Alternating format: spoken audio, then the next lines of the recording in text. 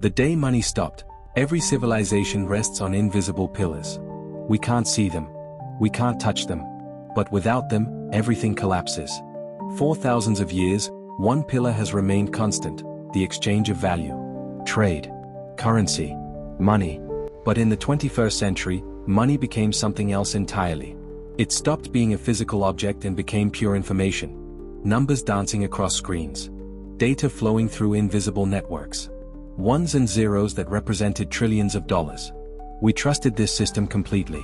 We built our entire world on top of it. And then one morning, without warning, it stopped. This is the story of how the global banking system collapsed in a single day, and how humanity faced the unthinkable, a world where money existed, but no one could reach it. Act 1. The Silent Catastrophe. It began at 3:47 a.m. on what should have been an ordinary Tuesday. In a secure data center in Frankfurt, Germany, a cluster of servers stopped responding. This wasn't unusual. Servers fail constantly. Backups kick in. Redundancy systems activate. The banking network is designed to handle failures. Marcus Weber, a night shift systems engineer, noticed the alert first. He ran standard diagnostics. Nothing seemed wrong with the hardware. No signs of overheating, no power fluctuations, no physical damage.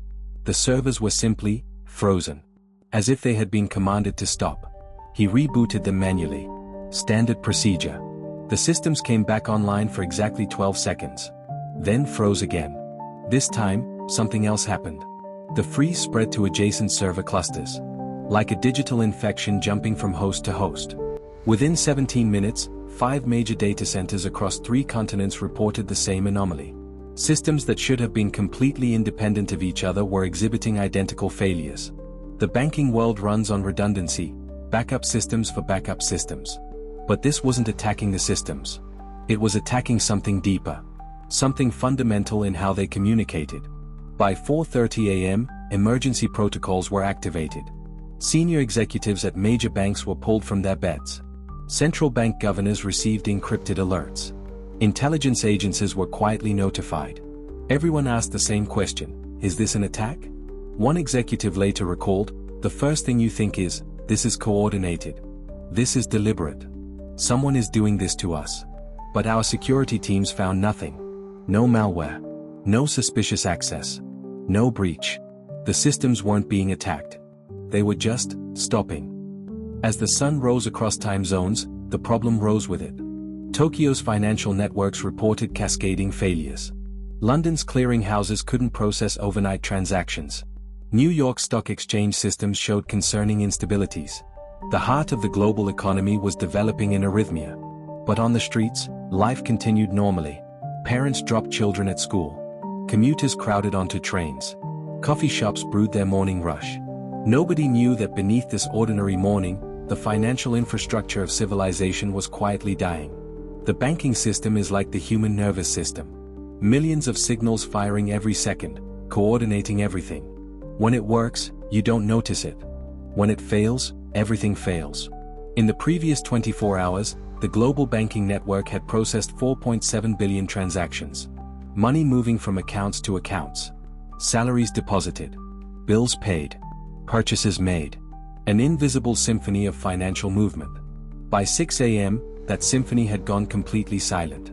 The first public signs appeared at 6:23 a.m. A woman named Sarah Chen, a nurse finishing a night shift in Seattle, stopped at an ATM to withdraw cash for groceries. The screen showed, "Service temporarily unavailable. Please try another location." She drove to 3 more ATMs. Same message. She thought it was her bank having issues. She didn't know that every bank in the world was having the same issue. She didn't know that the thing she took most for granted, access to her own money, had just become impossible. Act 2, the first hour. Between 7 o'clock and 8 a.m., the failure crossed from technical problem to public crisis. This was the hour when millions of people began their day, started making transactions, and discovered that nothing worked. At a supermarket in Mumbai, checkout terminals began declining every card. Customers tried again. Switched cards. Used different payment apps. Nothing worked. The cashier called the manager. The manager called the bank. The bank's customer service line was already overwhelmed with thousands of calls.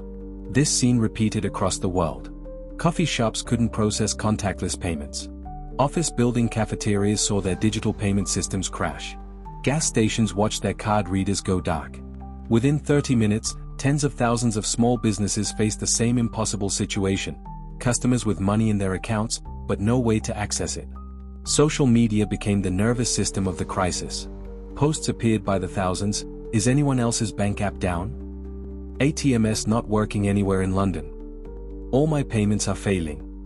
This happening globally or just me? By 7:45 a.m., news networks began covering it. But they didn't know what it was. A technical glitch? A cyber attack?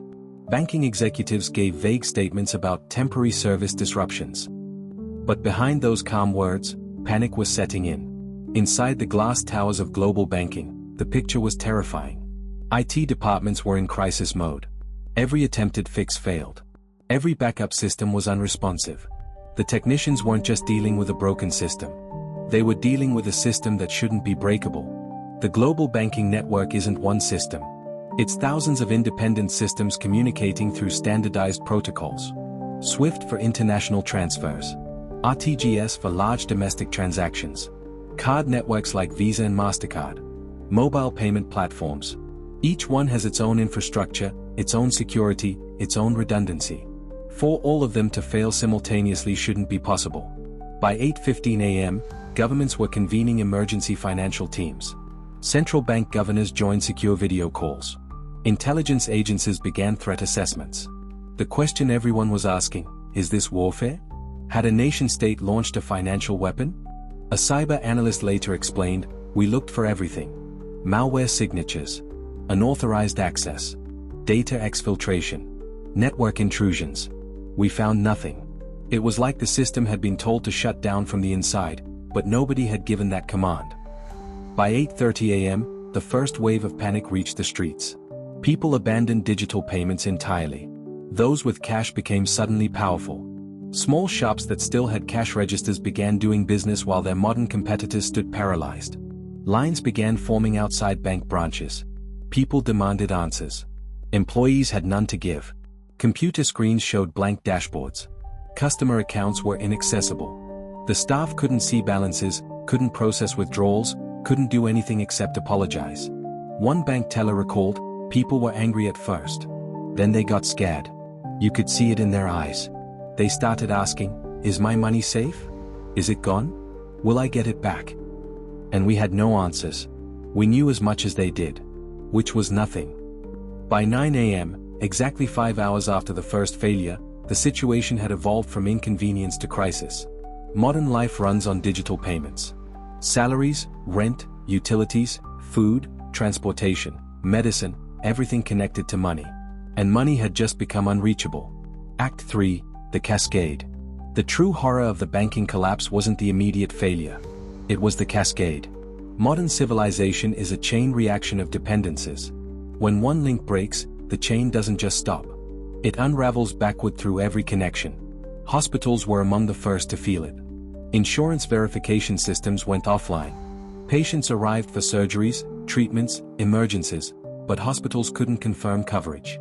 Pharmacies couldn't process prescription payments. Medical equipment suppliers couldn't receive payments for emergency deliveries. One emergency room doctor said, we made a decision, we treat everyone anyway. We worry about payment later. But suppliers didn't have that luxury. We had a shipment of critical medications delayed because the automatic payment didn't clear. Someone had to drive across the city with physical cash to make it happen. The fuel supply chain seized up. Gas stations couldn't pay their suppliers. Suppliers couldn't pay the refineries. Refineries couldn't pay for crude oil deliveries. Truck drivers who delivered fuel couldn't get paid for their loads. Within hours, the entire petroleum distribution network was grinding to a halt. Supermarkets faced a nightmare scenario. Their shelves were still full, but restocking was impossible. Suppliers demanded payment before loading trucks. But payment systems were dead. Automated inventory management systems that triggered orders based on stock levels couldn't function. The just-in-time supply chain that kept cities fed had no backup plan for no payments possible. Something strange began happening. The economy didn't collapse into chaos immediately. Instead, it began reverting. People started trading. Bartering. A mechanic fixed someone's car in exchange for groceries. A plumber worked for cash hidden in homes. Neighbors shared resources. Humanity was remembering how it survived before digital banking existed. But this improvisation could only go so far. Cash in circulation represented less than 10% of total money in the economy. The rest existed only as digital records. Billions of people needed to access trillions of dollars, but there was only enough physical cash for a fraction of them. The global economy had built itself on a dangerous assumption that everyone wouldn't need their money in physical form at the same time. It was like a bank run, except this time it wasn't one bank. It was every bank. Simultaneously. Worldwide. By midday, the business world was fracturing. Large corporations, entirely dependent on digital transactions, essentially froze. Payroll systems couldn't transfer salaries. Employees couldn't be paid. Without payment, people wouldn't work. Without workers, businesses couldn't function. Manufacturing plants faced impossible choices. They had raw materials, they had workers, they had orders to fill. But they couldn't pay for electricity, couldn't pay suppliers, couldn't pay employees. The invisible lubricant that kept industry moving, money transfer, had evaporated. Stock markets suspended trading. Not because of crashes, but because trades couldn't settle. When you buy a stock, money and ownership must transfer simultaneously. Without working banking systems, settlement was impossible. The entire investment world went dark. Global trade came to a halt. Ships sat in ports with containers full of goods. But customs couldn't verify payments. Insurance couldn't be confirmed. Letters of credit couldn't be processed. Trillions of dollars of goods sat immobile because the financial mechanisms to move them had vanished. This was the moment when people realized the terrifying truth: money doesn't just make trade easier. Money is trade. It's the accounting system that makes complex civilization possible. Without it, the world doesn't just slow down. It stops. As the first day ended, the world entered darkness in more ways than one. Not just the literal darkness of evening, but the darkness of uncertainty. Would the system come back tomorrow? Next week? Ever? And if it didn't, what would happen to the billions of people whose entire lives depended on it? Act 4, the collapse. The second day was when hope began dying. The first day, people thought it was temporary. An inconvenience. A technical problem being fixed. But when the sun rose on day 2 and nothing had changed, a different reality set in. The crowds outside banks had tripled. People weren't just seeking answers anymore. They were demanding their money. Arguments broke out. Some banks hired private security overnight. Others called police for crowd control. The atmosphere had shifted from confusion to desperation. Governments held emergency press conferences. Officials spoke with carefully measured words, urging calm, promising solutions, insisting the system was secure. But the subtext was clear to everyone watching: they didn't know how to fix this. Behind closed doors, the debates were fierce. Some officials wanted to declare martial law. Others pushed for emergency currency printing. Some suggested nationalizing the banks. Others argued for international coordination. But every solution faced the same problem. Without working banking systems, implementing any solution was nearly impossible. By day 2, supermarket shelves were emptying fast. People weren't just buying what they needed. They were buying everything they could afford with whatever cash they had. Panic buying became universal. Stores imposed strict limits, but enforcement was difficult when everyone was desperate. Fuel shortages began appearing. Not because gas stations ran out of fuel, but because they couldn't get resupplied. Stations that had cash on hand could buy fuel. Others couldn't. Some stations raised cash prices astronomically, knowing people had no choice. A black market was emerging in real time. Public transportation systems began failing. Many operated on digital payment systems for both customers and suppliers. Without working payments, maintenance stopped. Fuel deliveries stopped. Employee salaries couldn't be processed. Major cities watched their transit networks slowly seize up. Hospitals were overwhelmed. People who couldn't afford medication without insurance coverage stopped taking critical medicines. Diabetics rationed insulin. Heart patients skipped doses. Mental health medications ran out. The banking failure was becoming a health crisis. Schools began closing. Not officially, but practically. Teachers couldn't be paid. Cafeterias couldn't buy food. Transportation for students became unreliable. Parents kept children home, unsure what was safe anymore. In homes across the world, families faced impossible questions. Mortgages were due. Rent needed to be paid. But how? Digital auto payments had failed. Even if you had money in your account, you couldn't transfer it. Landlords couldn't collect rent. Banks couldn't collect mortgage payments. The entire structure of financial obligation was collapsing. Businesses entered survival mode. Those with cash reserves became powerful. Those dependent on cash flow faced extinction. Small businesses that operated on thin margins were hit hardest. A restaurant that needed to pay suppliers daily couldn't survive 3 days without transactions. A freelancer whose income came through digital payments had nothing. Something remarkable was happening. The crisis was classless. The wealthy faced the same problem as the poor. A billionaire with frozen accounts had no more access to money than a minimum wage worker.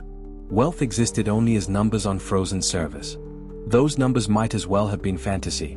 Informal economies bloomed everywhere. Neighborhood trading networks. Handwritten IOUs. Trust-based credit systems. People created local currencies using paper notes. Some communities organized shared resource pools. Humanity was remembering ancient survival mechanisms. One sociologist observed, "What we witnessed was civilization reverting to pre-monetary tribal economics in real time. Except we had 8 billion people in cities designed for digital commerce." The scale was unprecedented. It was like trying to run the internet on telegraph wires. By day 3, violence erupted in scattered locations. Looting of stores with goods but no ability to sell them. Fights over cash. Robberies of people known to have physical money. Governments deployed national guards in some areas. Curfews were imposed. The thin line between order and chaos was fraying. The banking collapse had revealed an uncomfortable truth. Modern civilization is held together by trust in invisible systems. Remove that trust, and the cooperative structures that enable millions of strangers to live together peacefully begin to crumble. Act 5, The Awakening. By day 7, humanity had reached a crossroads. The banking system remained frozen. Governments and tech teams worked frantically, but nothing worked.